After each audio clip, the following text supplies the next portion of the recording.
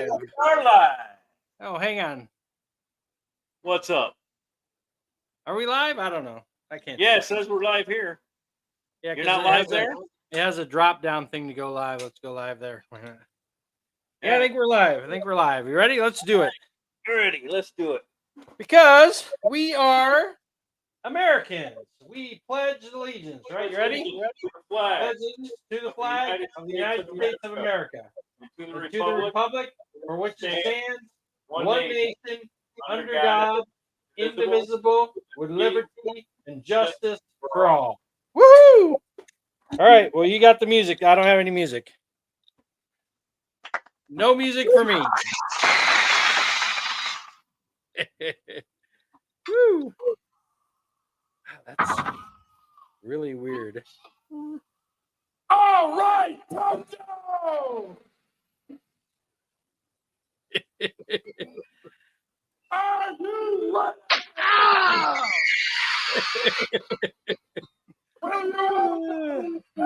recording artists? Rick and Jeff! Unfiltered! Woohoo! We are live, ladies and gentlemen. Live. Because we want to welcome you, ladies and gentlemen, to the 4th of July celebration of Rick and Jeff Unfiltered. Are you ready to rock? Are you ready to rock? Are you ready to rock? Are you ready to rock? Would you like to do a number thing? Would you like to do a... There we go. Well, hello, everybody. Happy Independence Day. Yes, there we go. And we are live. how is everyone doing out there tonight? Hopefully they're we got doing well. Lots of people going to come and watch us and pay attention to what we're doing. But who knows? Hopefully. We will see. One could never tell. Will see. Because Rick Bennett is live today, right now, with Independence Day. Absolutely. So it is Independence Day. A lot of stuff going on. Jeff, you might want to start with the reading of what happened. So we're talking about the wonderful founders of our great nation. So I happened to come across this story earlier today, and I told my brother I want to read this. So there's 56 signers of the Declaration of Independence. And we're going to start out. It says, have you ever wondered what happened to the 56 men who signed the Declaration of Independence? 5 signers were captured by the British as traitors and tortured before they died. 12 had their homes ransacked and burned. 2 lost their sons serving in the Revolutionary Army. Another had 2 sons captured. 9 of the 56 fought and died from wounds or hardships of the Revolutionary War. They signed and they pledged their lives, their fortunes, and their sacred honor. What kind of men were they? These men that signed the Declaration of Independence, and they had these things happen to them. Well, 24 of those men were lawyers and jurists. 11 were merchants. 9 were farmers and large plantation owners, men of means, well-educated men. So they weren't just a bunch of poor people signing this. There were people that had a stake in the new country, the new nation of the United States of America. But they signed the Declaration of Independence knowing full well that the penalty would be death if they were captured. Carter Braxton of Virginia, one of the signers of the Declaration of Independence, a wealthy planter and trader, saw his ships swept from the seas by the British Navy. He sold his home and properties to pay his debts and died in rags.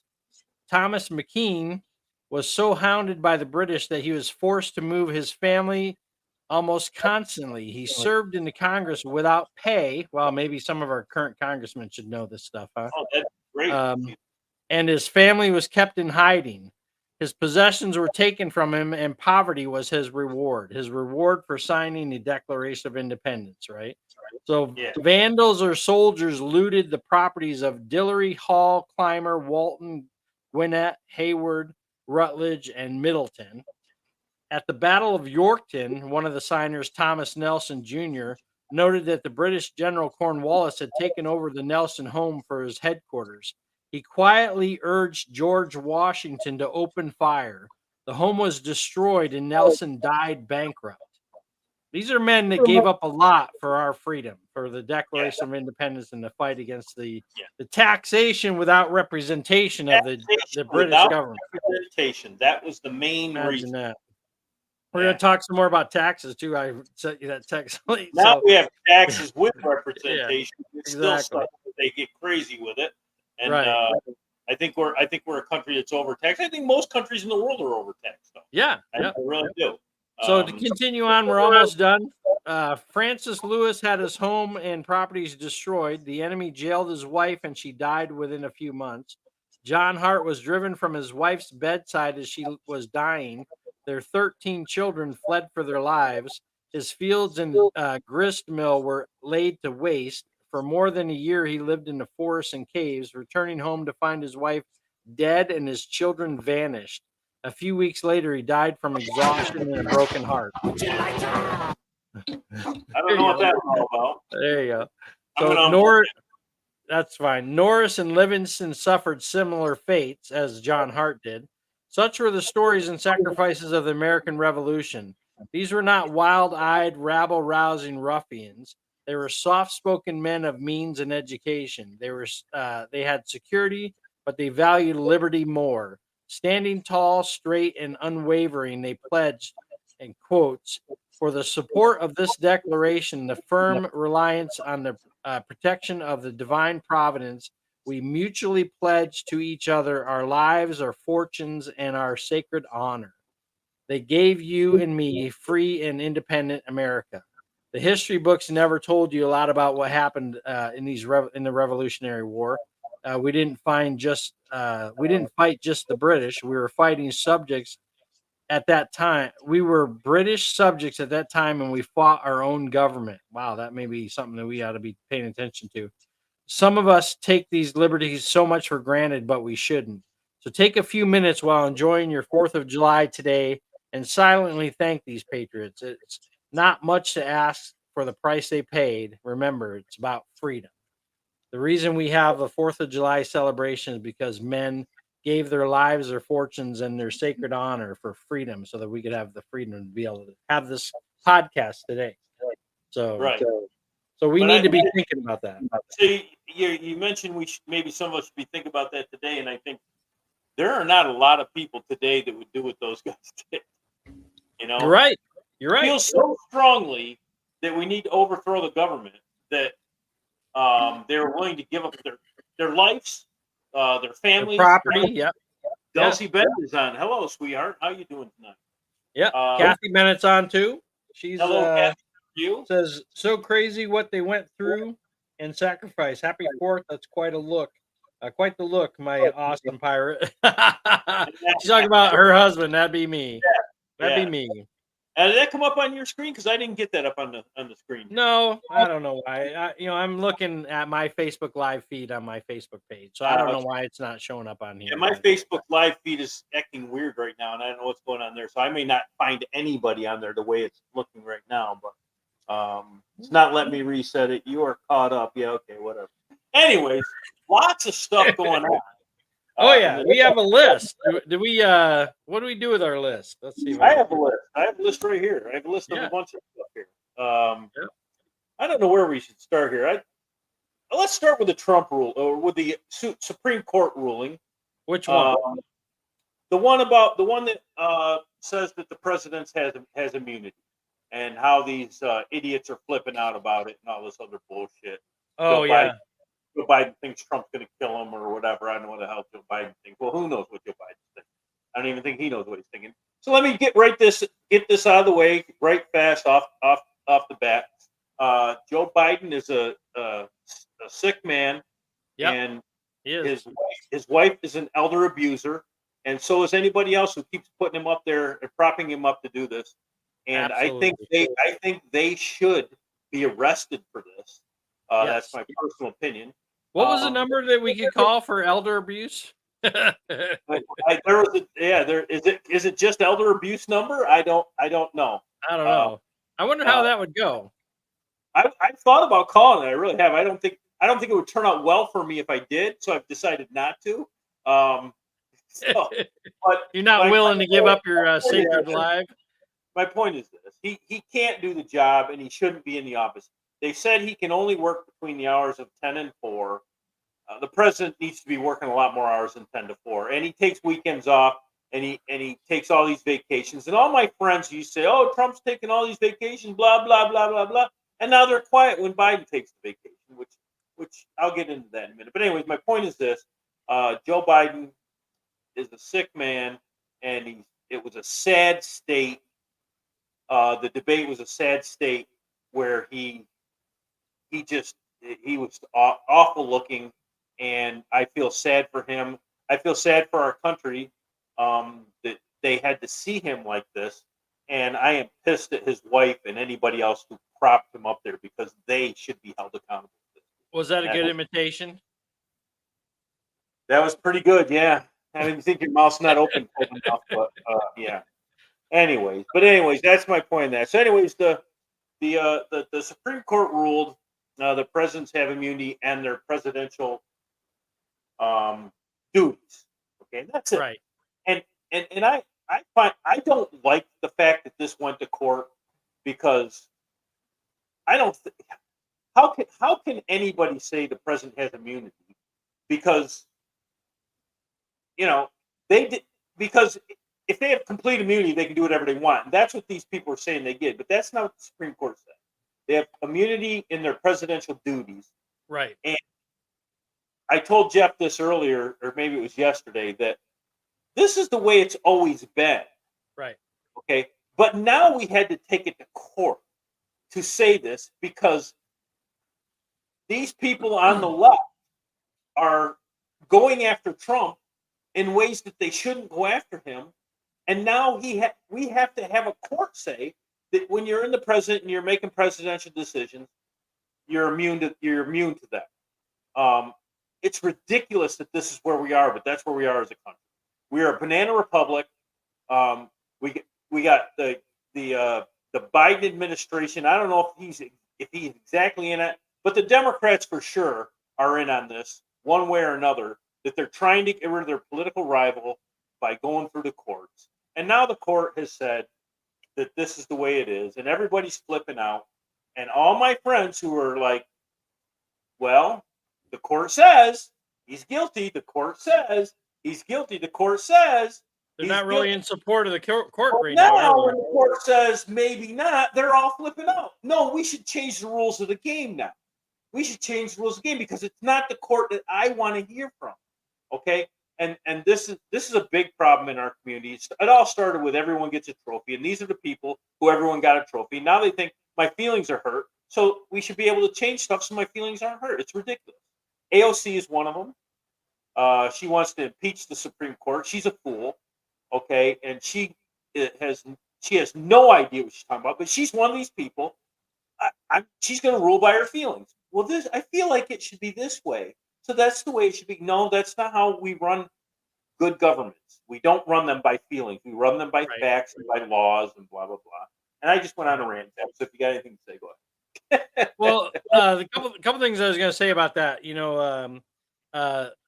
don't know if you saw leading up to the arguments of the Trump v. the U.S., Sonia Sotomayor, who is one of the Supreme Court justices, because you want to make sure that you let everyone know that she's a Supreme Court justice, she asked the question.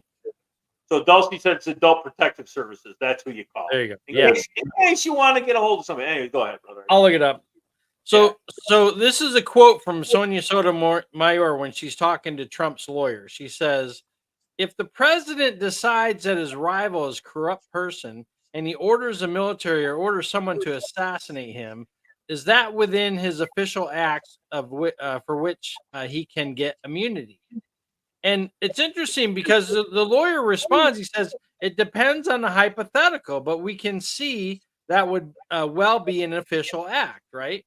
So, so I was talking to my wife about this, and I said, well, what would a typical hypothetical possibly be, right? So let's say that, I don't know, Ilhan Omar decides that she wants to run for president, even though she can't because, she's not she wasn't a natural born citizen, but that didn't really stop Obama, but that's a whole nother story.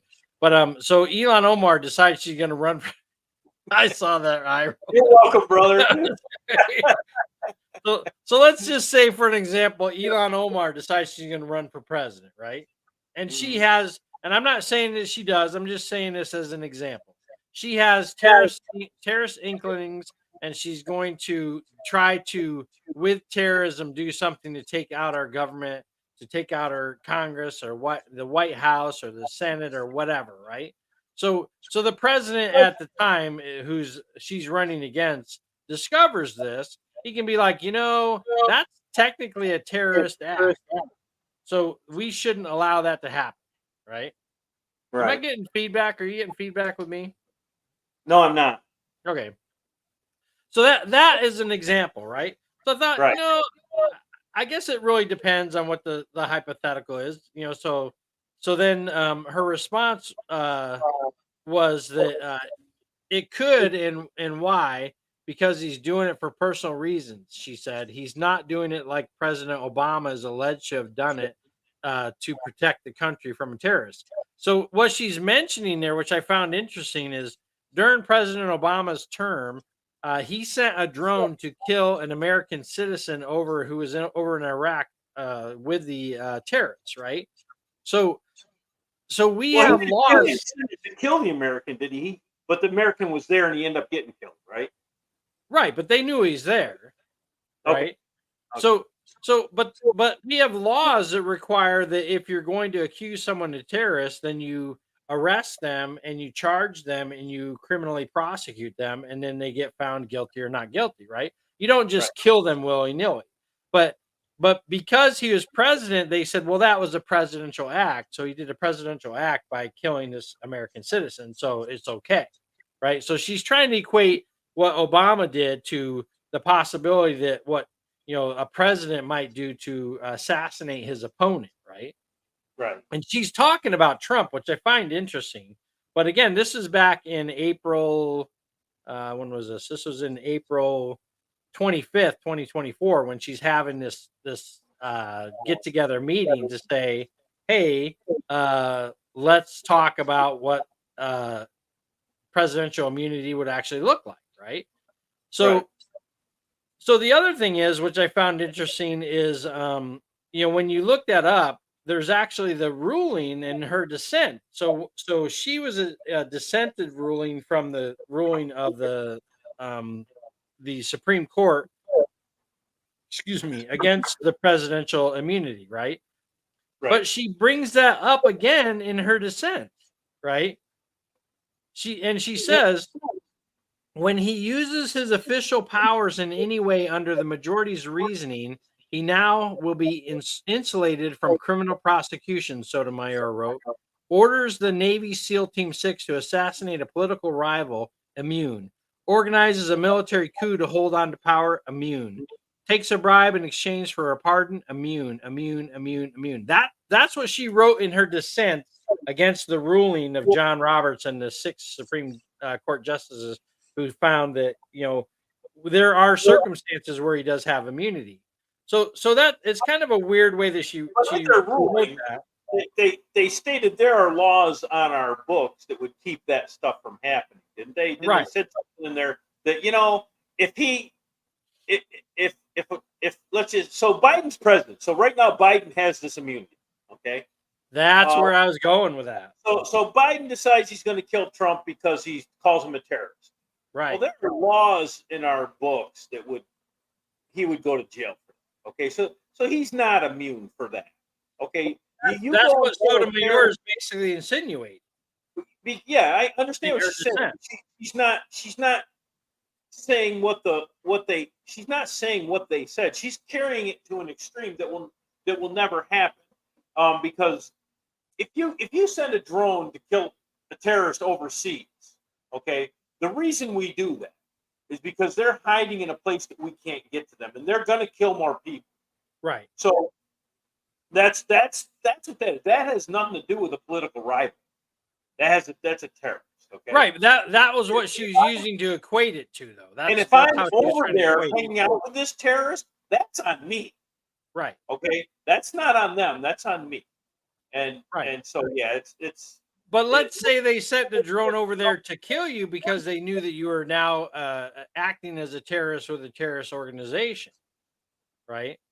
Right. Because by law, technically, they should have to uh, arrest you, and bring you back to the United States and try you for the crime of terrorism by law. Right. But Right. it's much easier just to take you out. But the place I was going with this, which I thought was very odd and very interesting, is exactly what you're saying. It's almost like she's saying, "Hey, by the way, if you're the president, you can send SEAL Team 6 to take out your opponent, and it'll be part of your official duties." Yeah. I'm like, did she just approve Joe Biden assassinating Donald Trump? Don't we have laws in our country that says the military can't pull down on our own citizens? We do. However, under Obama, he got rid of people that actually believed in that law. So he was making officers resign and retire that if they believed in the constitutionality of saying, I am not going to use my capabilities, my military strength against U.S. citizens. Because that was one of the What was questions he was Obama trying asking. to do? I don't remember this. What was Obama trying to do? Well, he was trying to get rid of people. So the question would be asked, if you were asked by your government to attack U.S. citizens, would you do it? And the people were like, no, that would be against the Constitution. All right, you're out. Right. But other people are like, well, if that was what I was ordered to do, I guess I'd have to do it. Right. Okay, you can stay. And that's what was happening during Obama's years. And people weren't really paying attention or following it, but that was happening. So, we need to start paying attention to what's going on. Right. I read the story of the men who signed the Declaration of Independence because these men knew that they were going to fight against their own government at the time, Britain, because Right. they're tired of Britain not responding to their redresses and their grievances, right? Right. What does what does the lefts think about people that want to redress the grievances, right? So during January 6th, people were saying, look, we should be able to have the constitutionality of the vice president to question the legality and the legitimacy of the voters. What's the term I'm looking for? The electors voting the way they did, right? Because there was a lot of states that were having problems that were violating their own constitution. Pennsylvania was one of them. Michigan was one of them. Arizona was one of them. They're violating their own state constitution and law to get votes approved and voted for Joe Biden, right? So Trump was like, well, wait a minute, shouldn't we question this? And the person that has the ability and authority based on the Constitution that we've read on this program is the vice president, right? So he's saying, look, you need to hold off on this and make sure that these are legal and legitimate. And then you had the actual breaking into the House and the Senate, which that's a whole nother story. But it's like, I don't think that's exact. You put it mildly, but Trump said it a lot more aggressively than that. And I think if those people didn't break into the building, there's a chance that might have come to fruition. That I agree. They might have questioned some of the states and said, and with just what you said, no, we're not saying it's not legitimate. We're saying we want to look at it to make sure that it's legitimate. But because the people broke in, rioted on the Capitol, they came back and just voted it across because they felt they were scared, and the funny thing is, they're coming out now. There's a lot of stories that are coming out today that there's like FBI was part of the crowd and getting people into the FBI was Congress, there. right? So it's almost like, and this is my opinion. I'm not saying it's a fact. This is just my opinion. It's almost as if Pence is like, you know what? Maybe I should think about this. And the FBI is like, let him in, let him attack, and let him see that, these people are trying to, do an insurrection. We're going to claim an insurrection. So therefore, everyone's going to we're just going to vote it all. We're just going to agree that all of it's true and right. and done legitimately and above board. It was the safest, most secure election we've had in the history of our country. You know, why can't American citizens ask for an election now versus waiting until November? Well, I don't know if there's any legal way they could do that. They could probably try to do it. I don't think there's a way they could ask to actually get it done. I don't think there is either. What's interesting about that statement, though, is when people were not liking the fact that Benjamin Netanyahu of Israel was continuing to attack Yeah, I know. Hezbollah or Hamas or whoever it was he's attacking, they're like, Chuck well, they should just do an early election and vote him out. Sure. I'm like, well, great, we should do that in America then too, right? Yeah. Because if democracy is saved by having an early election and voting someone out of office, then we should do that in America too. We should have an early election and vote Biden out of office and put Trump in the office and start over. Yeah. Well, Dulcie says, so we're really not free then. No, we are free. You still got to have rules. Right. In a free society, you still got to have rules. You just can't make them up as you go along. Right. But what the rules are, I don't know. Maybe there is a way we could have the election. I just don't know. I don't think there is. Who decides the election? Who decides the election? Is it federal or state? Elected officials. What's that? The elected officials do. Right. Federal or state? Federal does federal elections. State does state elections. Nope. State decides all elections, whether it's federal or state. The state is in charge of their elections. You're right, but federal decides when the elections are going to be and all that. Because if the states decide that's not true. You could have 50 different election dates. Well, they do have early voting in several states in our nation. That's not what I'm talking about. You know, that's not what I'm talking about. Right. But it's like if you can do early voting, why do you have to do November 4th or whatever it is? That's the thing that always bothers me. Why is Tuesday in November or the first Tuesday in November? Yeah, that's I don't know how it was decided, but that's the way it's always been. That might be in our Constitution too. We should look at that. But yeah, again, I'm not arguing for or against it, but it's like, the states are the ones that have control of the elections. The federal government may set the date, but it's like if the federal government's setting the date, then why are the states doing it earlier? Why are they doing it for 90 days instead of that day? If the first Tuesday of November is the day of the vote, then why do they have it for 5 weeks early and 20 weeks after? I don't understand that, but I understand what you're saying. I don't know why. I think we should just have the one election day. That's one day, or maybe 3 days. No, I think one day. No, I think it should be Friday, Saturday, and Sunday, or maybe Thursday, Friday, Saturday, something like that, so that you can get everybody has a chance to vote. There's no reason not to. You have 3 days to do it, and if you can't get in those 3 days, you can't get in. But here's the thing: they have the rule right now. The employees have to give the right to people to go vote, right? So they can't prevent you from going to vote. And Wayne is on. So how are you doing? Who's on? Tim Smith and Wayne there. Oh, they must be on your feed. Are they on your feed? Actually, I was just informed by my wife that they were on. So I don't know why I'm not getting anything on my feed. But yeah. Hello, you guys. How you doing? Hello, Tim and Wayne. Welcome. Something's going on weird with my Facebook feed, so I don't know what's going on. Maybe I'll try to. Anyways, go ahead, brother. I'm just saying that it's already required by the federal government for employees to allow their employees to go vote on the day of election. So in my opinion, there's no reason for you to have multiple days.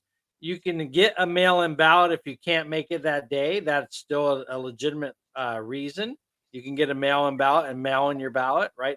You're supposed to have a legitimate reason. The great state of California decided they're going to change everyone to mail-in ballot, which is like, well, that's bullshit in my mind. It is bullshit because I didn't ask to change the mail-in ballot.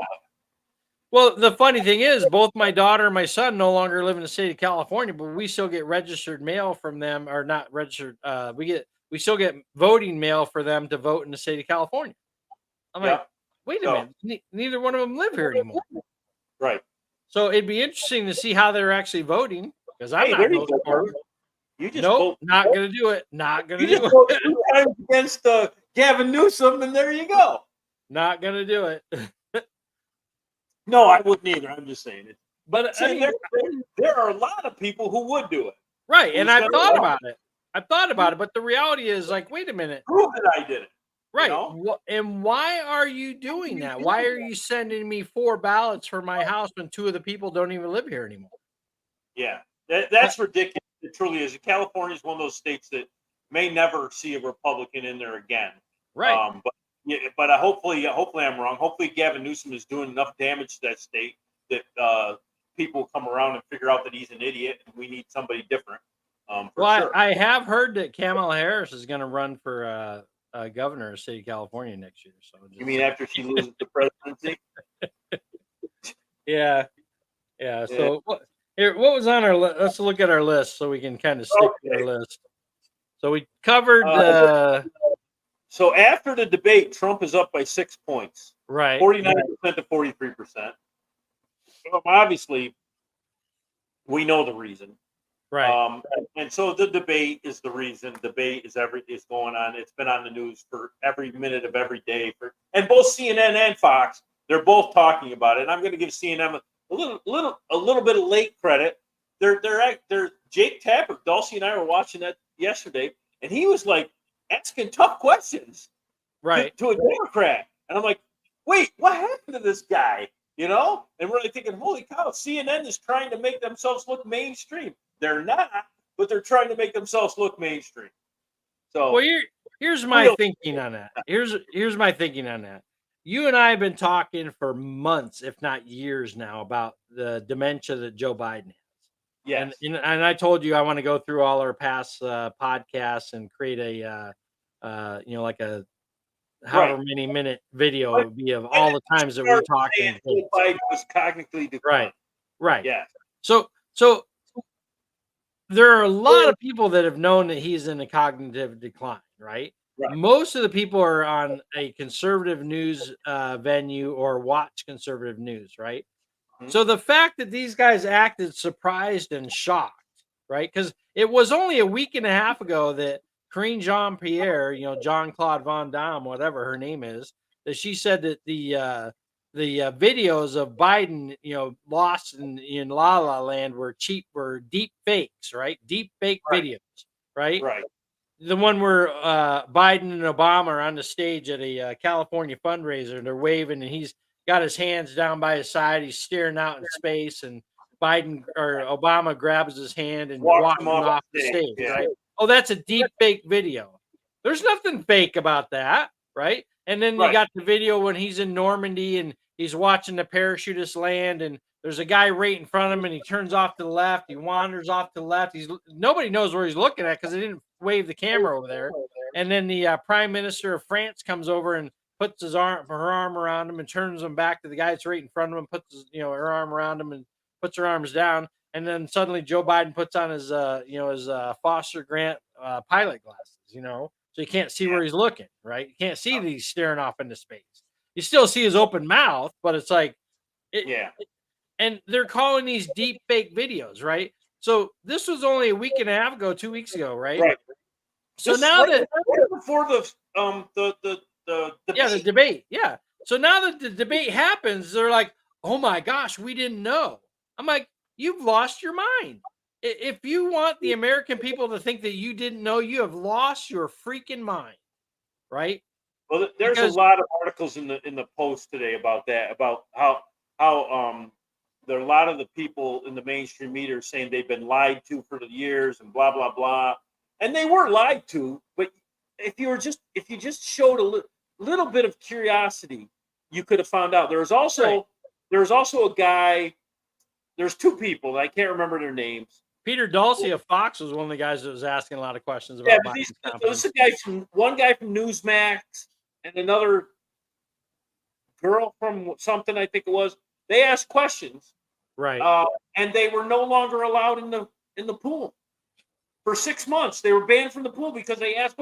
And one of them, I should find this because holy cow, one of them was like not even a tough question.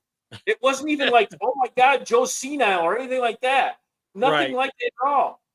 I'll have to find it when you get talking. I'll start looking it up and I'll see if I can find it. But and they were banned from coming in to ask any more questions. So if they're doing that to reporters, then Right. why are other reporters going to ask those kind of questions if they think that's going to happen to them? And that's ridiculous. Well, That's truly censorship of the media doing that kind of thing. it essentially is, but the reality is, it goes back to, we have a constitution in the United States, right? Right. So, I'm gonna look it up. Oh well, 'Cause no, I have it here somewhere. Should be able to find it somewhere quickly. But we have a constitution in the United States, and the First Amendment talks about the freedom of the press, right? yeah. So it's like it's not unreasonable to think that these people know that they have a freedom that is above and beyond most other people, right? So Yeah. if Karine Jean-Pierre decides that she wants to ban you from the press corps, the press, thing, it'd be like, no, you can't do that. And they should be like out in front of the White House, fighting for their constitutional rights for freedom of the press, right? But Right. they're not doing that. They're No, they're not not. doing the job in as a constitution, So Right. and that's why it's like it's just totally ridiculous to me that these people are like, oh my gosh, we're not sure what's going on. It's like, well, nobody's asking a question. I mean, one of the things that you had in your text message, you said that Carl Bernstein admits now that Yes. Biden has lapsed, right? Yes. So Carl Bernstein is comes out and he says, "Oh, well, we know of 15 to 20 times in the last year and a half where Biden has gone into like brain farts," and Right. we're like, "Oh, yeah, it's easy to say now that everybody knows it. Why weren't you saying this before?" right, Yeah, and that's we the understood question. it. That's the Yeah. question. Why weren't you saying it before? Right. And it's like they weren't because they didn't care. Because he was on the same page that they were. They were on the same page that he was. Let's have the liberalism of America happen. Let's have the degradation of America. My brother and I have talked in the past about the idea and the reality of what the heck is going on our southern border, right? And Yeah. and most people are unaware. Maybe they are aware, but there are actually illegals now coming in our northern border. This happened in Idaho. When I was in Idaho, they were talking about people coming across the Canadian border in Idaho illegally, and it's now up happening in New York. 400% since 2022. Yeah. So they're attacking us from both the northern border and the southern border. So it's not just the southern border. And these people that talk about, well, you're not a border state, so you don't really have anything to say about it. Like they're when Gavin Newsom was debating with Ron DeSantis, right? Right. Gavin Newsom made the snide remark, well, you're not a border state. Really? What's off the coast of Florida? Cuba? What do you get almost daily in Florida? Cuban refugees? You're not a border state? Have you lost your freaking mind? Right. You know? Well, every state's a border state because they've been shipping them all over the country. Right. And Right. Joe Biden's team is flying them in from someplace so they don't cross the border down by Mexico and flying them into wherever in the whole freaking country. He's flying them in from other countries in South America and Central America, flying them directly in from their country right into wherever they want to go in the U.S.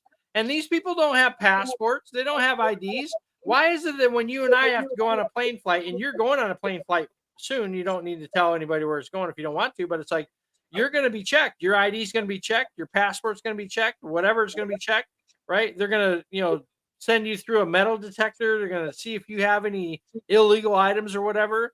If you didn't have an ID, would they let you on that plane? Not a chance. Well, why would they let anyone else on a plane? Well, that's a question that everybody should be asking, but only a few are. Yeah, but this is the responsibility of the news media. This is the whole First and Second Amendment thing. I'm going to go to because I know I have the U.S. Constitution on my phone. I can't seem to find it on my. While you're doing that, I'll go on to our next subject, which is let's see what we got here. Oh, Hunter Biden is in the meetings with Joe. What could go wrong with that? We don't know if he's in top secret meetings, but he's in the meeting, and he says because he doesn't trust his father's aides.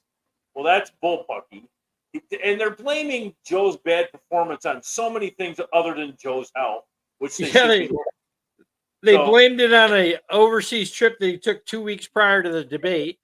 The guy had 8. Cool. And you should have listened. Yeah, but then you took a whole week off to prepare, and you were only preparing between 10 and 4, and you were taking a nap in the middle of that. How could you be tired? Come on, man. Well, he's tired because he's old and he has dementia. Right. You know, that's a reality, right? Exactly. Well, I mean, how could you be tired unless you have a problem? Right. Okay. So exactly. yes, you are tired because you have a problem. Right. Okay. Yeah. So the First Amendment we have: Congress shall make no law respecting an establishment of religion or prohibiting the free exercise thereof, semicolon, or abridging the freedom of speech or of the press, or the right of the people to peacefully assemble and to petition the government for redress of grievances. Right. So we have a freedom of the press in this country, right? The press is supposed to have the freedom to be able to investigate any president, any government entity or leadership personnel, or whether it's the trash collector to the president. They have the right to investigate anybody, right? I mean, that's their job. Their job is to hold leadership accountable. What was that? That's what they should be doing. Right. And I don't care who they are. They should be after them to see if they're doing anything that's not above board. Right. I mean, Bernstein, basically was finding out the Watergate tapes, right? Investigating the break into the Watergate Hotel, right? And if you don't know anything about the break into the Watergate Hotel, so basically you had some Republican operatives. They wanted to see what the Democrats are doing, so they broke into the Watergate Hotel, and the Democrat National Convention, or whatever it is, whatever their headquarters was in the Watergate Hotel at the time, to spy on them and find out what was going on, right? Richard Nixon, President Nixon, had no idea what these men were doing, and then after the fact, he found out that they did it, and then he tried to cover it up, right?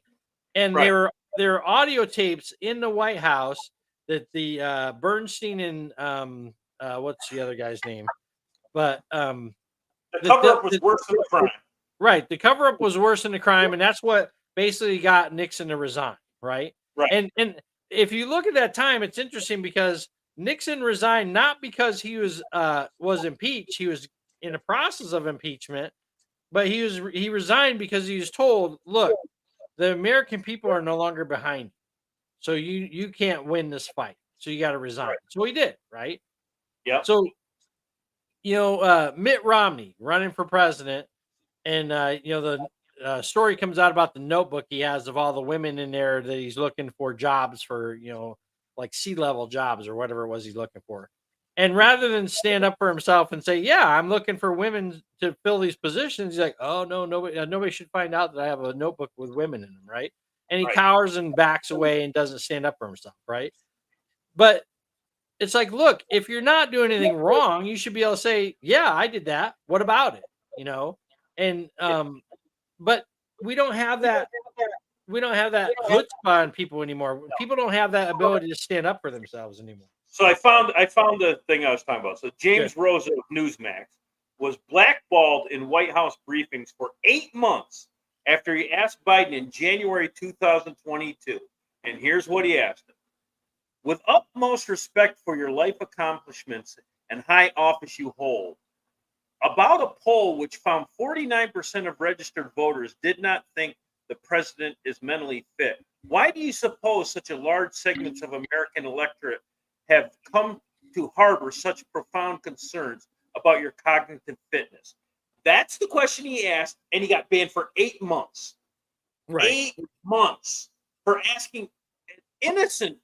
Oh, holy crap! It's not even him that's saying it. He's going on the poll that came out. Right. But because he asked the question, he got banned for 8 months.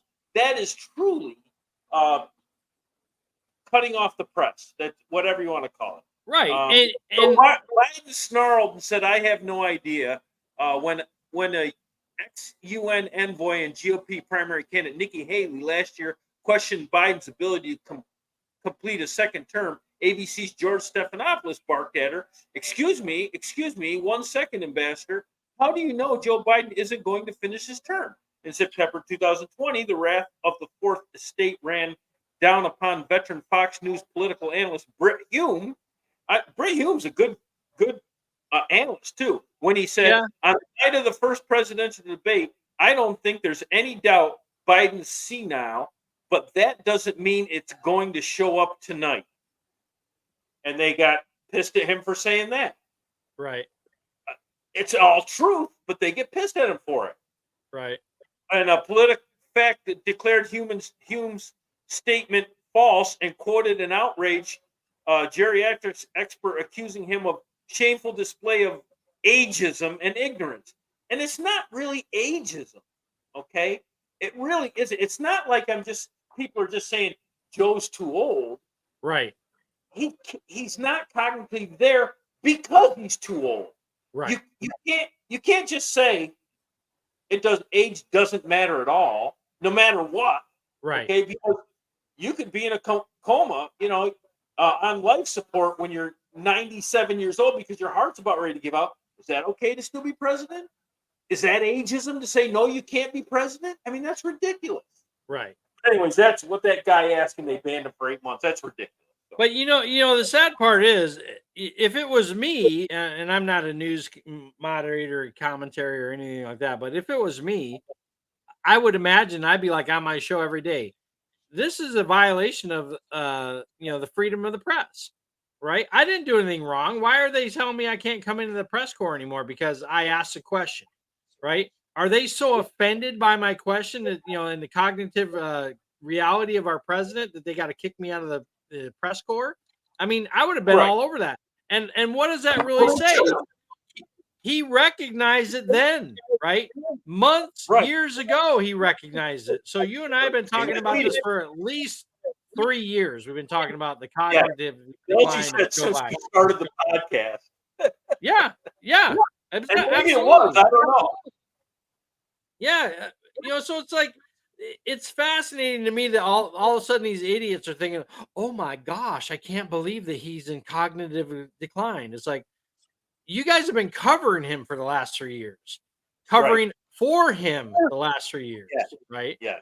But, and all of these people should be, I don't even know how, I don't want to say criminally prosecuted, but they should be held accountable for their actions, right? Well, they kind of are being held accountable because the ones that are doing this, like Fox has the highest ratings of anybody. Right. Okay. And it's because they do this. And I, like I said, I go back and forth between Fox and CNN. I'm not going to watch all the other ones, MSNBC and blah, blah, blah. I think you get enough from CNN logic to counter Fox. About 2 minutes of CNN is good enough for me. I will say this. I watch Fox more than CNN. And it's not because I like them, the way they're reporting the news better. It's because they're reporting on things I want to hear about more than CNN. Right. CNN is down Trump this, down Trump that, blah, blah, blah. Orange man bad. Get into the same mode and just go down one road too. But I find Brett Baer at 6 o'clock is really good. He does a lot more than just what the normal Fox people do. Right. And he's very fair. He has people on the show with both sides of view, and then you can make up your mind. If both those people are telling the truth, you can put the whole story together and make up your mind what the answer should be. You know. But if you're only getting one side, you're getting browbeat into thinking this is the way it should be, and that's what CNN does. I very seldom do I see CNN have someone on with a right side view. Very seldom. Right. And I told my brother this, but Fox has a lot of left-sided view people, right? They had Donna Brazile on there. I'm like, why do they have Donna Brazile on there? She actually gave Joe Biden the questions before the debates in 2020. So why the heck is in 2019 or whenever it was, I'm like, why is she suddenly on there, right?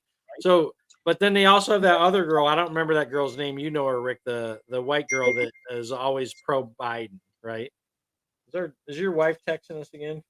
Yeah, Bramlin said happy 4th of July. Happy 4th of July, Bramlin. Yeah, I showed it on the thing and you didn't see it. Okay, there it is. Yeah. Happy 4th of July, Bramlin. Nice to see you on here. Get Coco over here. I can teach her some stuff. Me and my brother have good points of view. So anyway. But yeah, But that's one of the things I like about Fox. They show the opposite point of view. Right. Yeah. And I didn't like her. I didn't like her, and she's been, like was it Jesse Waters and the guy that has his own 8 o'clock shot. Who's the other guy that has the 8 o'clock show? Not Jesse Waters and the other guy. The what the heck is his name? Short guy. Oh, Greg Gutfeld? Greg Gutfeld, yeah. So Jesse Waters and Greg Gutfeld called her out all the time, and then all of a sudden she wasn't on the show anymore. I don't know if she decided she couldn't handle it anymore or what. But I mean, it was funny because they're talking about the cognitive decline of President Biden, right? And all the things that he's done and said, right? And she immediately comes back with, he's such a great president. He's done such a great job. All the things I'm like, are you even paying attention? But again, that's what the news media did until last Thursday night when you couldn't argue. Quite often, Harold Ford Jr. and I like Harold Ford. Yeah, Jr. He's left, but he has some common sense to him. Right. It's not just like, I'm going to vote for Joe Biden because he's Democrat. He's not that guy. So I like him a lot. Right. And he does actually have some common sense views, and I think that's really all we need in today's day and age. Right. It's not about Trump or Biden. My brother will tell you I'm a huge Trump supporter, and I'm not going to deny that. I'm not going to try to whisk that under the rug. I am a Trump supporter, right? But I try to look at the stuff that he does and says. I'm like, yeah, I don't really agree with that or whatever. But it's like I'll still vote for him because I like the fact that he says, "Oh, you want to go after me? Fine, let's go." Right? Where every other political candidate prior to him would be like, "Oh my gosh, I got to run and hide in the corner." It's like I hated that. Romney, they can't find out that I have a notebook. I hated that. It drove me nuts. I'm like, dude, have a spine, have some backbone. And it's like Republicans take control of the House and the Senate. What do they do? Well, we should probably ask Ted Kennedy what he wants us to do. Yeah. What? And that's ridiculous too. And both sides do both sides. Well, I don't know. You're talking about crossing the aisle. But both sides, I think, for the most part, try to vote the same most of the time, no matter what. And if they don't, they get called names. So, I mean, if they don't vote for them 100% of the time, they get called names. You know the names I'm talking about. Right. But what I'm talking about is when Lindsey Graham says him and John McCain should ask Ted Kennedy whether or not he approves of their ideas or not. It's like, who cares? Right? Yes, he's a senior senator, but he's a Democrat. You're a Republican. If you can't stand for your own ideas, then shut up and don't do it. Go, retire and go home. I agree. I think you should work across the aisle whenever possible. I think both people should come up with a solution to problems because I think and I've said this many times, if one side has complete control, things go off the rails. If the other side has complete control, things go off the rails. It's just it's too much. But you got to be able to. You got to be somewhere in the middle, or a little left, a little right. You got to be somewhere in the middle. But you shouldn't have to ask for approval, right? Look, this is a bill we're going to put forward. If you want to agree with us, great. If you don't agree with us, that's fine. Let's debate about it, right? Not like, well, we should probably ask Ted Kennedy if he approves of this bill. I wonder did the Democrats have control of the House when that happened?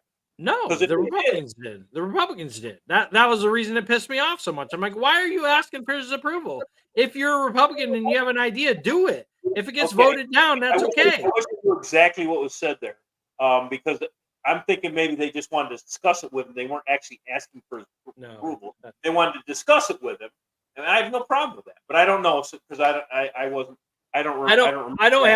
don't have a problem with discussions and debates. I think discussions and debates are required and necessary. Like that little cartoon. I am a bill. Yes, I'm only a bill. Standing here on Capitol Hill. Well, now we should start playing those videos during our show. We can educate our 3 listeners, and they can have a better. I wanted to bring up about the court's decisions that they made here. Is Elizabeth Warren. Oh my gosh, That is a racist statement. That is a racist statement. Anyways, The guy with dread says that's a racist statement. She wants to pack the court. She thinks they should make a couple more. Hopefully, they can get control and they can make a couple more justices on the court. You know, instead of 6-3, they could put in 5 more left-leaning, or not even left-leaning now, because you don't even have to lean now because of the way the Democrats made this happen. You can put almost anybody you want to in there because of their stupidity. And back way back. Anyways, that's a different story. Let's get some left judges in there. So we'll make it, instead of 6-3 right-leaning, we're going to make it 9-6 left-leaning. So we're going to add 6 more, and we'll make it 9-6. What could go wrong? Well, I'll tell you what could go wrong. Then the Republicans get in charge, and they add 6 more right-leaning. Next thing you know, we got 150 Supreme Court justices, because every time you lose, you add more court. This is a sore loser. She is truly a sore loser, and she can go home. Okay. So just my perspective on that statement and what I've seen in the Republican Party over the last 30 years, right? I would have to say that would never happen because the Republicans don't have the balls to do that. No, they don't have. What the Republicans do? They got that, and this I don't like that they did this way back when that justice died in April and the election wasn't until November, and they held it off, making another Supreme Court justice until they got their guy in there so they could make their choice. That was bullshit. Okay, that was bullshit. And they should make a law. The Congress and Senate should make a law. If the Supreme Court justice dies, the day they die, the president who is in office at that moment gets to select the justice. That's what they should do. Well, but whether or not you believe in the process or not, the process still says that you have to vet the candidate. The president can't just nominate somebody and they get elected to the Supreme Court. But you vet them just like any other time. Right, but I mean, how long did they take to vet Clarence Thomas, right? Or Judge Bork? Judge Bork is a classic example of the Democrat vetting of a candidate they don't like, right? So I understand your perspective. I'm not arguing against it or for it, but the reality is you still would have to nominate a person, right? And then you have to vet the person, and then you have to vote on whether or not that person is going to become a Supreme Court candidate, right? So it's not like an overnight deal anyway. It's not like, oh, tomorrow they got a new Supreme Court candidate, right? No, I'm not. Okay, so let's just say when did the president get sworn in? January 12th? Usually is that the date? Whatever. So January 11th, the Supreme Court justice dies, and Trump is going to take over January 12th. Okay, Biden gets to choose the nominees, and I don't care if it takes 100 years. Well, he'd be dead by then. But I don't know. I don't care if it takes 6 months, whatever it takes, or if it takes 4 nominees. He gets to appoint the nominees. Then you can vet them just the way you always vet them. But this would stop that BS that the Republicans did and left us with 8 Supreme Court justices for May, June, July, August, September, October, November, December, January. 9 months minimum we were without a justice because they were playing politics with it. Right, but the thing is that nothing changed. They still passed rulings. They still had rulings on cases. They still did their jobs, right? So the idea that I understand the idea you're saying. Here's the problem with that: if the guy dies on the 13th, Supreme Court justice, male or female, I don't want to say it's a guy. I don't want to say sexually genderizing them or whatever. But if the person dies on January 13th. They can nominate somebody in January 13th, but if that person falls out of nomination, it falls into the hands of the president. That's now the president, not that president is no longer the president. He doesn't have the right to nominate anybody. That's what I'm saying. They'd have to make a law that states that specifically. Well, that would be a constitutional amendment. That would be a constitutional amendment. I have to look up the amendments because I'm not sure that's exactly. Well, the Constitution declares who gets to nominate the Supreme Court justices, right? You're right. So do you make a constitution amendment that that's the way it is. And that's the only fair way to do it. There is no reason why we should have gone 9 or 10 months with one less Supreme Court justice than we're supposed to have, because the Republicans were hoping that they could put in one of their own. Okay. And then I got to get back to the Democrats messed up by making it. So it used to be you got someone in there and you were vetted, and you kind of had to get a 2/3 vote or something like that, right? And now all you got to get is a majority vote, because the Democrats made it that way because they thought they were going to be in control forever. And then Trump took over and he put all these judges in all over the place. Well, and now it's their own freaking fault. Right. Plus Obama left a lot of open vacant seats because he thought that Hillary's going to win and be able to put the justices into place under Hillary, right? Yes. Yeah.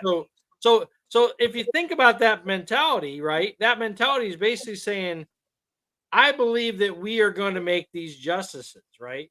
So therefore, it's okay if I leave them vacant because my counterpart is going to come in and win the nomination. She's going to become the person to make these positions filled, right? That's their own fault.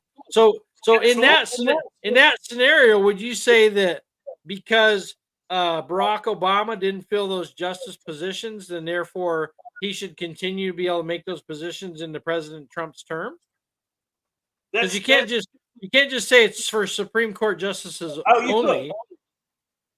But wouldn't it require all justices, because you don't want to be discriminating against anybody? Yes, I think it should require all the justices that they do. But that would make them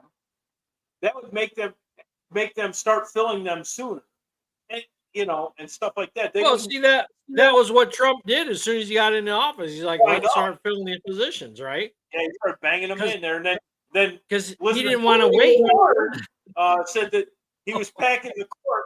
You're gonna get his banned. Packing the court. He was just filling the openings. Right. Packing Yeah. The court would be put extra judges in there that don't have a job right now. Right. Because we want our version of the truth to be out there. And right now we're not getting it. So my feelings are hurt. So I need to change the rules. Well, the dilemma is they're not really following the Constitution anyway. So it's like, there's that. It's kind of sad, that the people that are the leaders of our country don't know what the Constitution says, yet they swear in a Bible that they'll uphold the laws of the Constitution of the United States. It's like, so Ilhan Omar, classic example. One of the things I sent you earlier was there's a rally that she was doing in where's she from? Michigan. Yes. She's from Michigan. No, Minnesota. She's from Minnesota.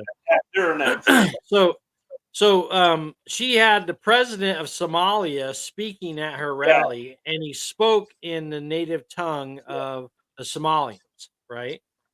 And speaking to the Somalians, he said, you need to get out there and vote for Ilhan Omar, knock on doors, tell your friends that she's the one that she needs to be voted for.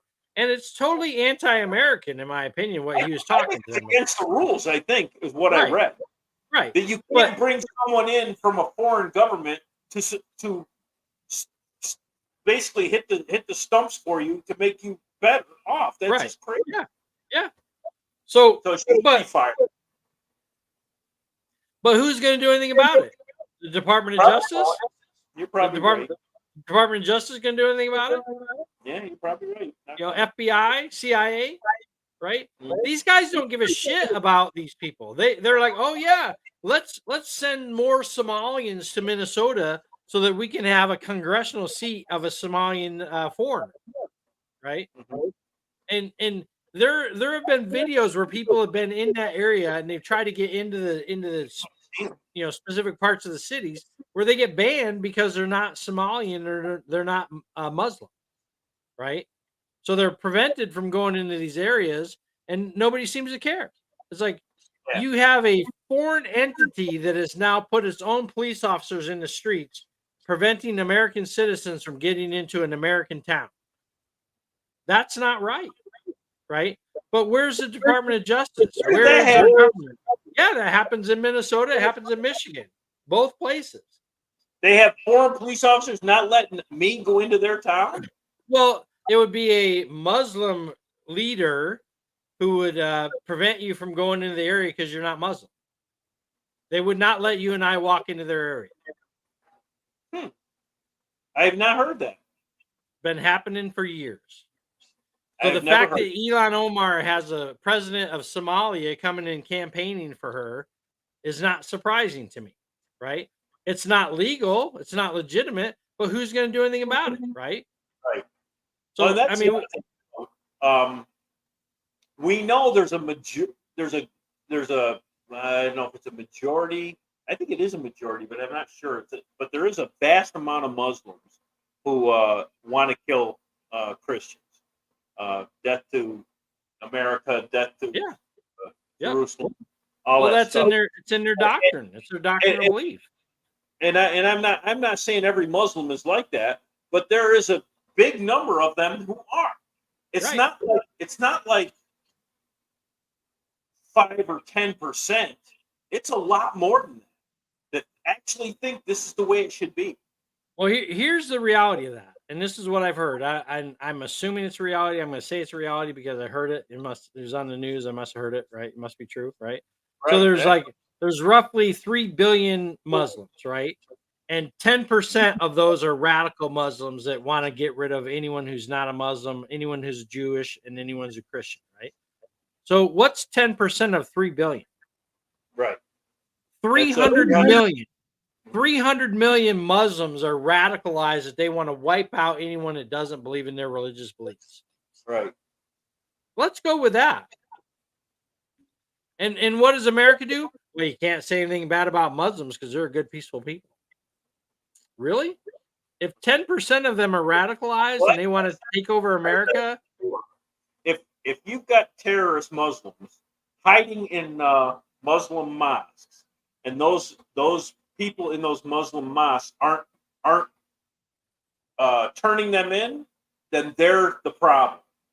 Okay, and that's part of what's happening is people. The peaceful Muslims are afraid to say anything because the other Muslims are going to kill them if they do. Right. But the problem is now they're all the problem if that's the fact. You got to you got to stand up for your beliefs. If you truly believe that these people are trying to kill people, you got to turn them in. That's just the way it is. Right. So, all right. So I think we covered everything that was on your list. We talked about Hunter Biden being in meetings, right? Didn't we take that? Talk about that? We did not talk about Jill Biden being in the Vogue cover. So that's true. We didn't talk about that. I don't know a lot about it because I haven't seen it. But so all I can say is this. So Jill Biden has been on Vogue cover 3 times since they've been president. Melania Trump was 0. So what's that tell you about it? Well, when Donald Trump became president, 0, right? She was on the cover of Vogue before he ran for president. Right, but not after his president. 0 after his president. Right. So what does that tell you about Vogue?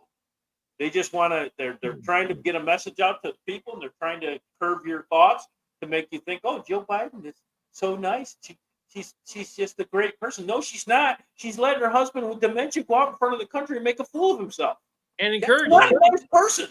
Okay, so that brings up the debate on last Thursday night. Did you see the video of the debate after the debate where basically she had to walk him off the stage? I did see that. And did you see the part where she goes up and says, "Good job, Joe. You answered all the questions. Yay!"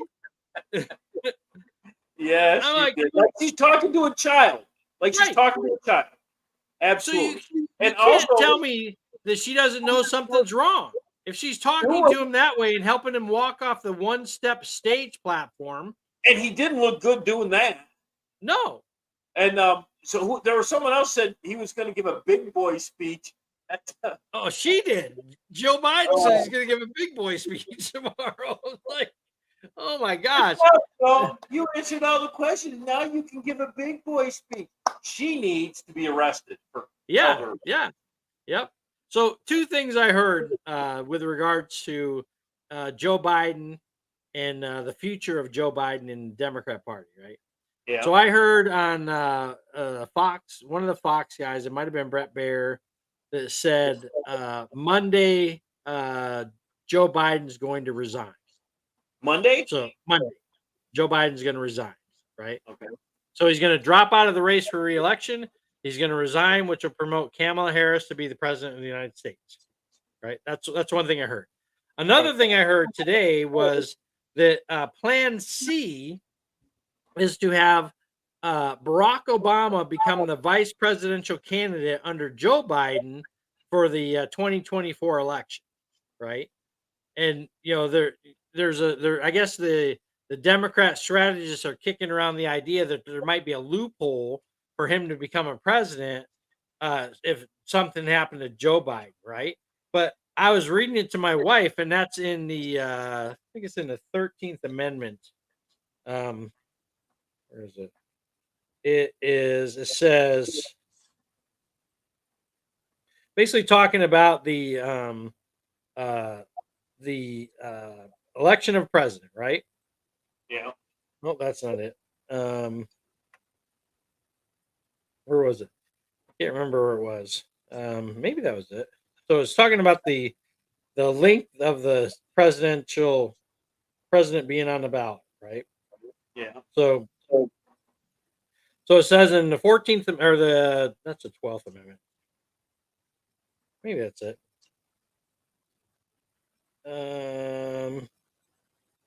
Yeah, we'll go with that. 12th Amendment.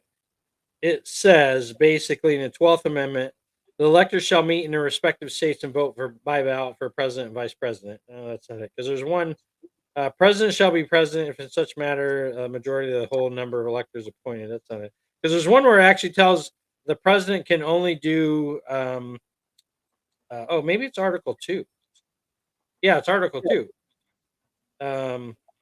So Article 2, Section 1 of the Constitution says the executive power shall be vested in the President of the United States of America. He shall hold his office during a term of 4 years, and together with the vice president chosen for the same term, be elected as follows. No, that's not it. There's somewhere where I was reading in our Constitution. There's a couple of presidents who ran for more than 2 terms. Right, but there's an amendment that was written. Right. The 20th Amendment. So the 20th Amendment says the terms of president and vice president shall end at noon on the 20th day of January, and in terms of senators, representatives. So Congress shall assemble. No, that's not it either. There's one where it actually talks about the term limits of the president. Maybe president's vacancy. In case of removal of the president from office of his or her death, this is the 25th Amendment. The president shall become the vice president shall become president. Whenever there's a vacancy in the office of the vice president, the president shall nominate the vice president who shall take office. So whenever the president transmits to the president so basically it's saying that the vice president would become the president if the president dies, right? Right. But there's one of our amendments, I can't find it right now. I apologize. I thought I had it on there, that talks about the tenure of the president, right? And it says that he can do no person shall be elected to the office of president more than twice. Here it is. This is the 22nd Amendment. He wouldn't be elected. Right. But listen, so no person shall be elected to the office of president more than twice, and no person who has held the office of president or acted as president for more than 2 years of a term to which some other person was elected president shall be elected to the office of president more than once. So he's already been elected president twice, so he couldn't be in a position to be elected the vice president and be able to be boosted up because he's already been in terms twice, right? So, but this article shall not apply to any persons holding the office of president when this article was proposed by the Congress, and shall not prevent any person who may be holding the office of president or acting. So, obviously, this was back in when was this? 1947 that this amendment was passed. So he's already done 2 terms. So if he's going to try to sneak in the back door and run as vice president so he can become president again, it would be a violation of our Constitution. Well, they'd have to fight that and go because the way you just read it, the way I thought it read was saying you cannot be elected in 2 terms. Well, he wouldn't be elected. Right. But it also says be put there because he'll quit or whatever. Right. But it also says for more than 2 terms of which to which some other person was elected, president shall be elected to the office of the president more than once. So basically says, and no person who has held the office of president or acted as president for more than 2 years of a term to which some other person was elected president shall be elected to the office of the president more than once, right? Shall be elected, but he won't be elected. He will be put in there because Biden died or Right, but no, it says no person who has held the office of president, which President Obama has held the office of president, or yeah, acted as president, which he acted as president, for right. more than 2 years of a term to which some other person was elected president. So he already Oh, did, he already no, fulfilled that. No, he'll be I'm not. elected. For more than 2 years of a term to which some other person was elected president shall be elected to the office of the president more than There you once, right? But he's Right. already been elected for two terms. Okay, but So if this scenario goes by, he's not elected. to I president. understand that. He's elected vice president. Then he becomes the president. That's not an election.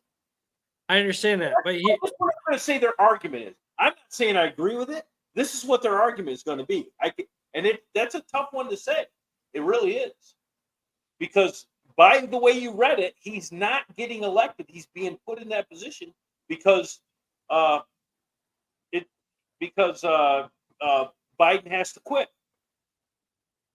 right. But it says no person shall be elected to the office of president more than twice, which he's already been elected twice, right? So he And no wouldn't be person who has held right. But it's kind of like this. It's like if Arnold Schwarzenegger was the vice presidential candidate for anybody, running for Republican for presidency, that technically wouldn't be allowed because he's not a U.S. citizen. So if the president dies, he wouldn't be eligible to become the president as a vice president. So that's part of the rule, right? Right.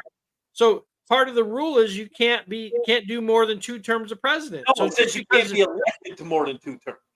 right, but just because you're sneaking under the vice presidency, well, it also says you can't be elected as a president if you're not born a U.S. citizen. No, because you see the Arnold Schwarzenegger argument. There's the actual thing that says you can't be president if you're not a natural born citizen. Right. Okay, and there's no way around that. Okay, but what I'm saying, everything you read says that. We're froze, aren't we? No, you are. I'm not. No, we're both froze on mine. Oh, well, here, let me see what the video feed is showing here. I'll look on the video feed. But anyways, what you're reading said everything you read that you can't. We're still live. Ooh, Tim Smith is on my feed. There you go. Hello, Tim Smith. Let me see if I go out and come back. I don't know why you went out and came back in because you're working fine, but whatever. Anyway, so that's my opinion. I could be wrong. Constitutional scholars are going to argue about it and fight about it, I'm sure. But that was the second thing that I heard that could potentially happen. Either Joe Biden's going to resign on Monday from the office of president, or Barack Obama's going to become the vice presidential nominee for the president party of the Democrats. Can you hear me, brother? I can hear you, yes. So, yep, you just cut yourself out again. So I don't know what you're doing over there. My brother's having technical difficulty. He is not an IT guy. It'd be great if his brother was lived closer near him, and they could fix his problems. Maybe one day we'll both be living in Tennessee, and we can have our podcasts in the same room, working side by side with each other. So Tim Smith says, should be one day, so the decision is known immediately. The longer you give them, it's easier to cheat. I'm not sure what that's about, Tim, but thanks for sharing. Should be one day to the decision of known immediately. Yeah. So, I mean, everything that we have in our Constitution has rules, and we have guidelines and rules to follow. And it seems like some people, whether they're Republican or Democrat, it could be either one of them, they don't seem to have a problem with it, like seeing where the boundary is, right? So when Donald Trump says, "Look, the acts that I did as a president of the United States, you can't say that those you're gonna hold me in contempt, or you're gonna hold me legally liable for those, because those are acts I did as a president." And that's what the Supreme Court gave him. They gave him immunity for the acts that he did as the president of the United States, right? And the dissenting view is saying, well, that just means that, he could have his opponent or his rival killed by the SEAL Team 6, and that wouldn't be right. And that's not right.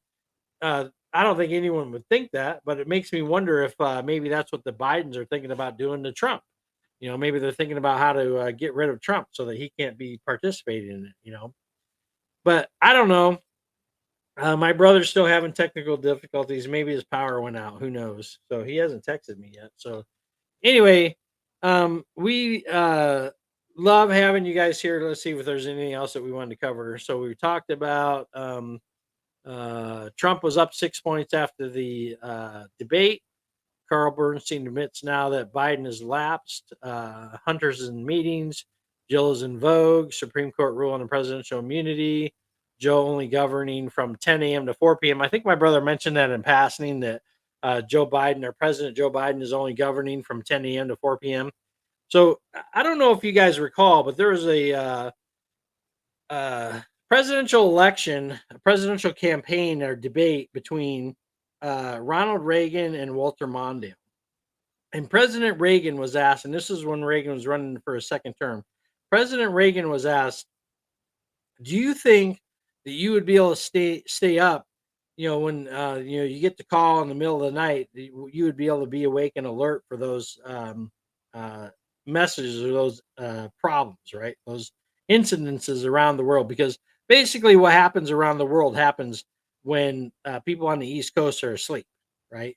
So when people on the East Coast are asleep from, let's say 10 p.m. to 6 a.m., things around the world in the Middle East and, in Russia or China or wherever, those are when their daytime hours are, right? When our nighttime hours is when their daytime hours are. So that being said, would you be able to talk about who's possible? Oh yeah, I'll talk about that in a second. So would you be able to wake up in the middle of the night and take care of those? And Ronald Reagan's response was that he's not going to hold his opponent's youth and age against him, which I thought was classic. It was a classic line. And then Ronald Reagan ended up beating him, trouncing on him. So, hey, there you go. My brother's back. I don't know what you did to fix it. Froze, brother. I know what happened with that. I don't know. It just froze right up, and I had to shut it down and start it back up. Oh, there you go. Maybe it was in the middle of an update when it froze. But I was talking about Ronald Reagan and Walter Mondale. And when Ronald Reagan was asked, would you be able to take the late night calls? Because people were saying that, you were kind of tired of, some meeting you were at the other day. And he's like, I'm not going to hold my opponent's youth and age against him. Right. So right, it's a classic Ronald Reagan statement. But basically, why is nobody asking Joe Biden that question? If Joe Biden's governing from 10 a.m. to 4 p.m., why is nobody asking, what are you doing when China's calling? What are you doing when Russia's calling? What are you doing when that, Middle East is burning, right? You're sleeping, right? Because basically you're saying you're only working from 10 a.m. to 4 p.m. So that's what I was talking about, that statement that you made. Your wife sent me a text. She said that she wants to talk about who the vice presidential hopeful is for the Republican Party. There's a lot of I don't know what you're on. I can hear you talking. Am I echoing? No, you don't have an echo. Am I echoing? No, I can take my headphones off because my speaker's coming through my computer now. I guess we'll figure that out later. Whatever. Yeah. So there's a lot of people making statements about who President Trump is going to pick for his vice presidential candidate. Have you heard any of these statements? I have heard the top three are the governor from Wyoming, the governor from, I think, Alabama, and what are their names? I can't even think of their names right off the top of my head.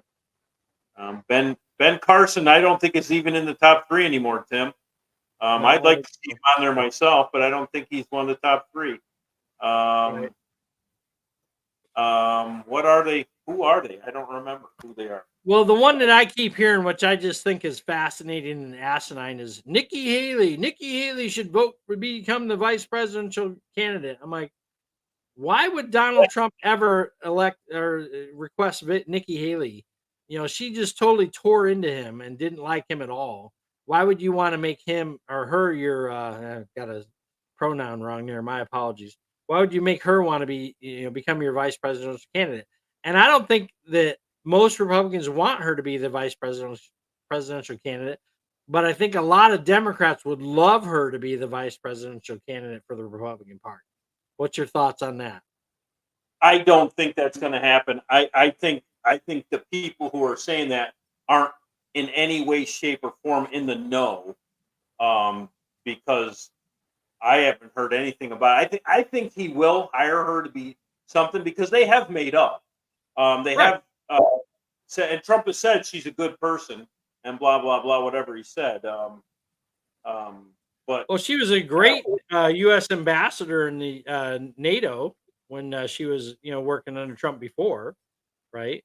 right, So, I don't know, and I think you're right. I think Ben Carson is going to have something to do with his cabinet. I'm sure, right? Doug Burgum,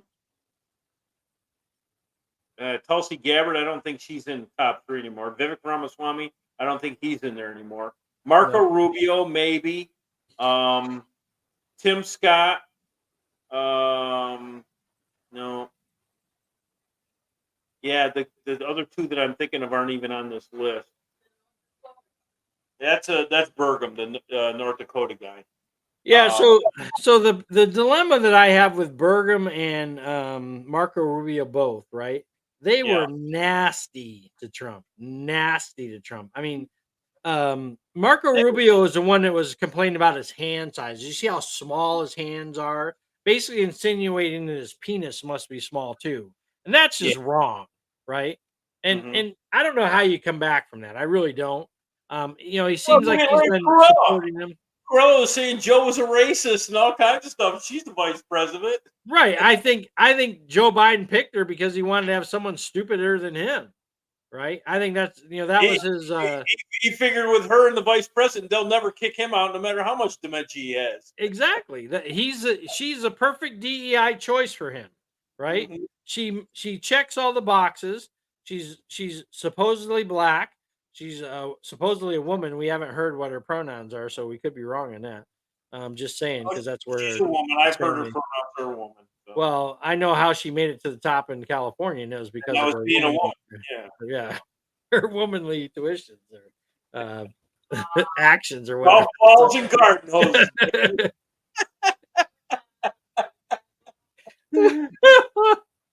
Oh my gosh, yes. Ask Willie Brown. He'll know. He'll tell you how he got Kamala Harris to become the Attorney General of the state of California. So we're not knocking women. We're knocking one woman, Dulcie. Come on. Yeah. So we love our wives. We have nothing bad to say about our wives in that aspect of things. But it's like yeah. So I think you were there the day that they picked Kamala Harris to be the vice presidential candidate when we were in Florida. JD And Vance. JD Vance. Yeah. Oh yeah, so Well, he's another young Republican, right? But yeah. he was another guy that was nasty to Trump. I will They never all were vote nasty Trump. to Trump. Yeah, I know. Trump deserves to be nasty too. He's not a good person.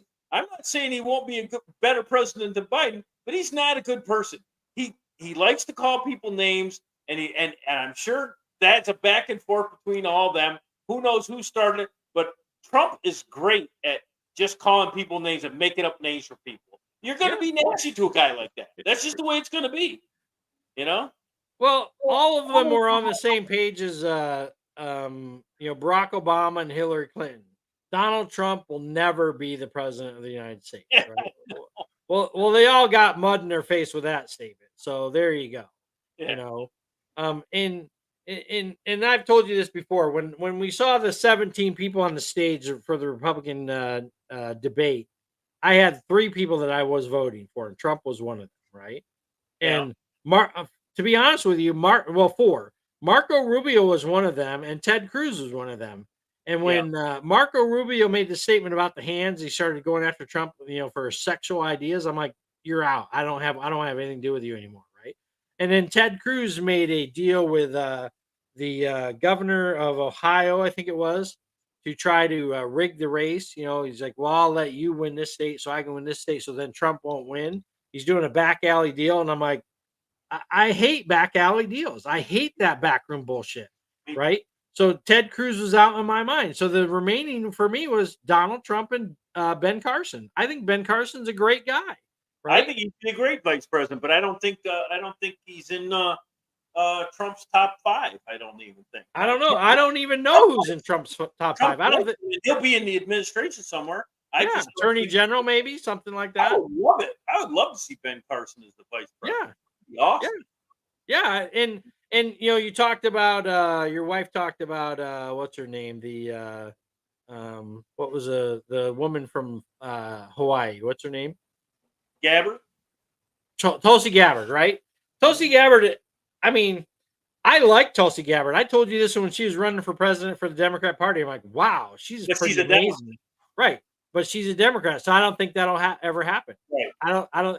In the same way, I don't think Vivek Ramaswamy would ever happen, right? Because I mean, he kind of reminds me of Gavin Newsom. He just seems like a slime ball. I don't know what it is about him, and that's just and I could be totally Yeah, wrong. he's a snake oil salesman. Yeah, like I can sell you on anything. He does have that ability. Not as bad as Gavin Newsom. I gotta say that. Right. Yeah. I But understand. That's why I'm not a big Vivek Ramaswamy fan. Yeah. I mean, and the thing is, he's saying all the same things that Trump was saying. It's like, wait a minute, well, who's this guy? Where's he coming from? Right. So I honestly don't know who the top 5 or top 3 are for vice presidential candidates, and we'll probably find out soon. But I think it's going to depend on if on Monday we hear that Biden resigns as president. Because think about it, these people on Thursday night they talked about how bad his debate was, his presence was, all this other stuff, and how bad his mental decline was. You can't say that you're in mental decline like that and not say that you can continue being president. Right? If you're mental, you only work between the hours of 10 and 4, which is insane. You should that should not be a minimum requirement of a president. A president's a 24/7 job. And if you can't handle it, if you're not mentally capable of handling it, you shouldn't do the job. The FBI said that they weren't going to prosecute him because he was forgetful and seemed like an old guy, and wouldn't be able to have anybody. I feel sorry for him because he's an old, he's a good old guy who forgets stuff or something like that. Repetition becomes boring. I'm not bored at all, Dulcie. I don't know what you're talking about. I'm having fun. You asked us to talk about who the vice presidential candidate was for Donald Trump, and we are. Right. So, I don't know who else. Like I said, I like Tulsi Gabbard. When she was running for president, I was like, oh my gosh, she actually seems like she has a brain in her head and a voice, right? Yeah, well, then they got rid of her real quick because she had a brain in her head and a voice. Right. So we'll see. We'll see what happens. I mean, it's essentially a 4-day weekend, right? Today's July 4th. Friday, there's not going to be a lot of news unless somebody either assassinates Donald Trump or Joe Biden bows out of the race or resigns as president. So I don't think we're going to hear anything this weekend. But I think Monday is going to be a day to look. Because all of the things. I mean, the other thing they're trying to do is they're saying, "Well, Kamala is such a great candidate. Kamala is such a great person. She, if Joe Biden doesn't want to run for re-election, then she could become the president, and she can still get all of his, all of his money in the coffers, and still be able to use it for re-election campaign, and all this other stuff, right?" But it's like the reason that she is not president right now. Oh, there's your wonderful wife walking behind you. The reason that she's not president now is because nobody wants her. Nobody wants her to be president. Right. Because otherwise they'd be jumping all over this. Yeah. And I mean, because they should be jumping all over. Don't get me wrong. I'm not saying that would have been better. They should be jumping all over. She should be the president right now. Yeah. And I don't like her. I think she's way worse than Biden. But she still should be the president right now because Biden is in decline and it mentally unfit. Goes along with him being in decline. Right. I mean, we start out with the embarrassment to him that he doesn't even realize he's embarrassment. And his wife should be pulled up on charges on this. Yeah. You can go to every country who is our Russia, China, Iran. They all think we're weak because we have a weak president. Okay. Right. Yeah. And I don't even know if Cruella would be better than that, but I think she'd be at least a little bit better than that. One would hope. But it's just so much goes on. But they do, so much don't want her to be the president. They're letting him keep going. It's ridiculous. Yep. Anyway. Yeah. So I think we beat that. Well, let me see. Was there anything else that I said in my text message that I wanted to talk about? Let me check. My Um, list is gone. I think we covered your list. Yeah. Sonia Sotomayor. Oh, the Chevron deference of the Supreme Yeah. Court ruling. I So, I so looked it up. Is that like? The only thing I can think of is it started with Chevron, and they claimed something about something, and they had to go along with that claim because there was no other no, evidence. so here's a classic example. There's a fishing company that the fishing games decided that they needed to have a fishing game warden on their boat Right, every time they're fishing at the expense of the fishery, right, right? So it's $700 a day that they have to pay because the fishing game decided that that's the rule, right? right, And basically, what the Supreme Court says, no, you can't do that. These agencies, these alphabet named agencies, don't have authority over American people. If the Congress wants to pass a law that says you have to have a fishing game guy on your boat, they can do that, but they can't unanimously decide, hey, we're the CPA or EPA or we're the fishing game, and we've decided that you have to have a person on your boat and you have to pay for it. They don't have that rule anymore. They don't have the right anymore, and that's So, really going to affect a lot of laws and a lot of but things that. is that where this ruling came from? Yeah, that's one of the places Oh, it came okay. from. Yeah, yeah.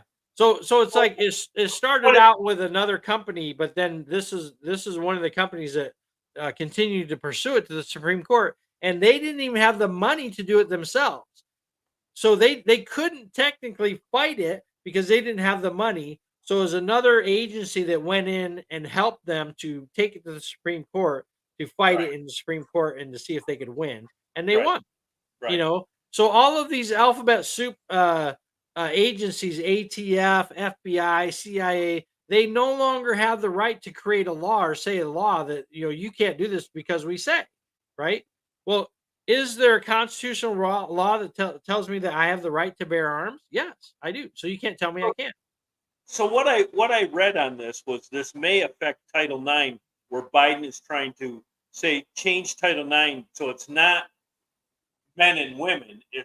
Right, It's whoever you feel like being. I don't know how they right, work, but they're saying that this may affect him being able to do it, which I think is great, right. because Title IX was made for women, and I don't know why women aren't standing up for this and saying Well, no. there are women standing up. They Riley should be Gaines an is uproar. standing up for it, There should and be an uproar, though. There there should should be be, yes. millions of them, Yeah, millions of them saying, "F you, Joe Biden. You right, can't do this to us." This right, this this is one of the reasons why you have Title IX. So you right. don't have stupidity like this.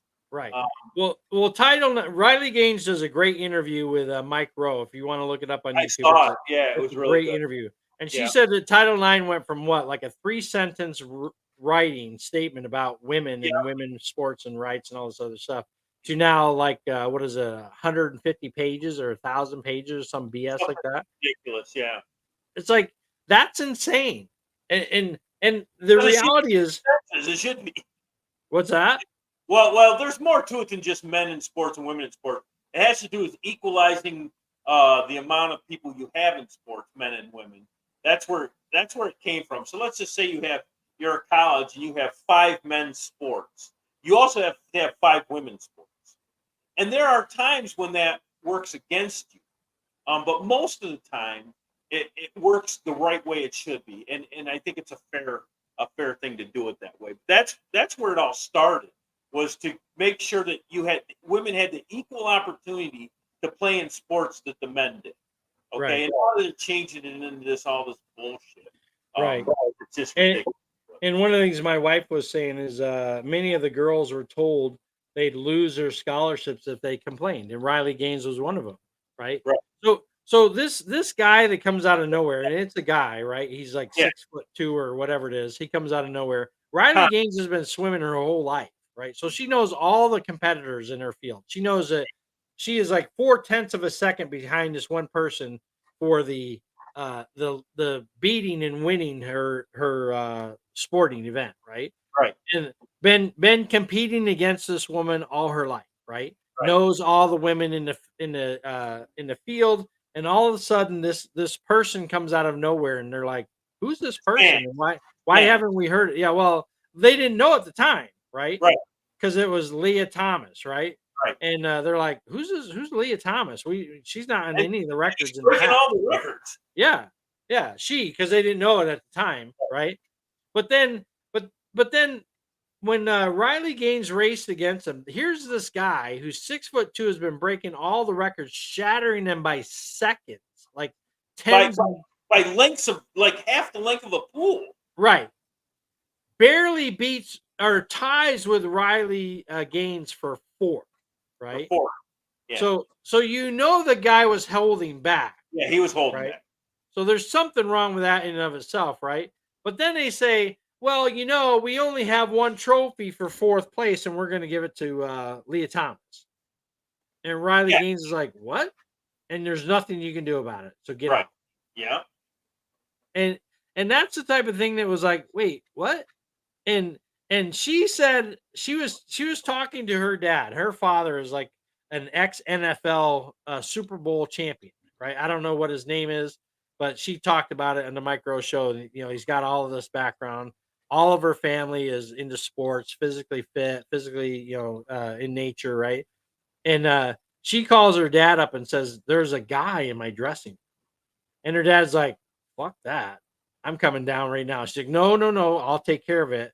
But I just want to let you know that they're now allowing a guy to dress in the dressing room with the girls, fully naked, fully man, Right. with all the girls who are also fully naked." Right. Right. So it's like, what an embarrassment. And I mean, think of the shame that you're feeling as a woman, where you're like, what the heck is going on here? Why is the NCAA or whatever it is, the swimming board allowing this man to change in the locker rooms with us? Right. Right. And then when she protested about it, they're like, well, if you are feeling uncomfortable about it, we can provide a place for you to change by yourself. Like, Right. well, why wouldn't you provide a place for the man to change by himself? Right. Exactly. But you know, there are people that are standing up for it and they're fighting against it, and it's going to change, hopefully. Yeah, there's been a few states that have outlawed it. And Yeah, hopefully it'll keep going. and the And Olympics banned him from swimming yeah, in the Olympics. So yeah, that, look at ban any transgenders from competing. yeah, Yes, yeah. which So is good. there's one other thing that I want to talk about. We've gone over actually about 40 minutes. About 40 minutes. Yeah. But there's one other thing I wanted to talk about today, which I thought was interesting. So my wife was recently applying for some disability unemployment stuff with the state of California, right? So one of the things that she was applying for, they're asking her questions. What's your income? Is your income below this? Is your income below that? But then there's another question that you could answer that says, "Are you an illegal?" So if you don't meet the requirements of it because you're making too much money, sorry, you're out. Are you an illegal? You're in. It's like, wait, what? Why are we allowing this in our country? Well, illegals shouldn't be getting unemployment. That's Oh, they're getting Medicare. oh, I know they are. They're getting all kinds of stuff they shouldn't be getting. It's ridiculous. But we could go on for another 2 hours on that. But let's just Yeah. let's just call it a day. Jeff, you Call got it to a get out day. of California. Yes, I do. I got to What else figure it out. happened? What else happened in California just the other day? We're like, yeah, Oh, so this is the other thing about the taxation without representation. yeah, So I went to they just built a Bass Pro outdoor shop in Irvine, California. Usually the closest one is like Garden Grove. It was like about an hour and a half drive away from us. I've been to it a couple times with Jeffrey. Right. But it's a long trek to get to it, right? So we now have one in our neighborhood. So I was in the area the other day. I thought I'm gonna go into the company and see what's going on, right? And there's probably about 20 cars in the parking lot, and they're very friendly. Looked like the Bass Pro Shop in Garden Grove, real high ceilings. It only had one level, but it's really huge, massive. They had all the wood and stuff that they always have, and boats and rafters and stuff like that. And so I go into the gun, the sporting goods, outdoor sporting or shooting or whatever they call it. And they got a lot of guns, handguns, shotguns, rifles, all this stuff, California approved rifles and all that. Then they have a whole section that's an ammunition section, right? So, and it's in a room. So like when I was in Idaho, I went into a place like this and they literally have the ammo out in shelves, right? Your 4-year-old could walk up and grab a box of ammo if he wanted to, right? Not that he could buy it, but he could grab it, right? Right. This is all behind counters. You can kind of see it. There's glass counters, so you can see stuff in the counters, behind the counters. So I'm asking the guy. I said, so how's it? How do you buy ammo in the state of California now? Is it because I heard that they were implementing some new rule or something like that? He said, well, do you have a California Real ID? I said, no, I don't. He goes, well, then basically, in order to buy ammo, you have to have a California ID, your birth certificate, and the address on your California ID has to be the same address for guns that you've registered with California. Right. So if it's not, then they won't allow it. And then they do a background check of you that they charge you $1 for. I'm like, wow. I said, well, at least you guys got a lot of ammo here, because it's nice to see that there's a lot of ammo in your store. He goes, yeah. He goes, we just had a big sale the other day, and we're replenishing it right now. He goes, but the other day it was crazy. I'm like, really? What happened the other day? Well, as of July 1st, California implemented a new law. So a lot of people on June 31st were buying a bunch of ammo, as much ammo as they could buy, right? And the reason that they were buying it on June 31st is because July 1st, not only do you have to pay the cost of the ammo and all the taxes and everything associated with the ammo, state tax, federal tax, or whatever, get your background check. You also now have to pay an additional 11% tax on top of that for any gun or ammo that you purchase in the state of California. Yeah. I'm like, wait, what?